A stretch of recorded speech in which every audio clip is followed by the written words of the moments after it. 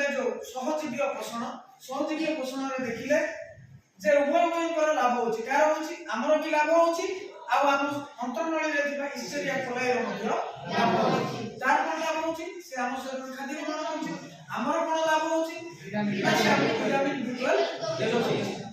तो आमे जदी केतबे हम शरीर असुस्थ होची सेतबे आमे कोन करछे एंटीबायोटिक्स खाउछे अच्छा एंटीबायोटिक्स खाइला बेले डॉक्टर हमको कहउछनी विटामिन B12 देखियो पाइ मके प्रेस्क्रिप्शन दउछ तो आमे विटामिन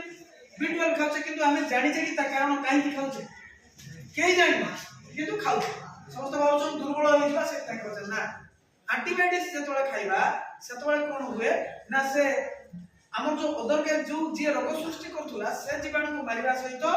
हम शरीर रो इस्टेरिया कोलाई रो जो फ्लोरा আছে ताकू से नष्ट कर दिए तेणु जेतबे इस्टेरिया कोलाई फ्लोराटा हम अंतरनळी रे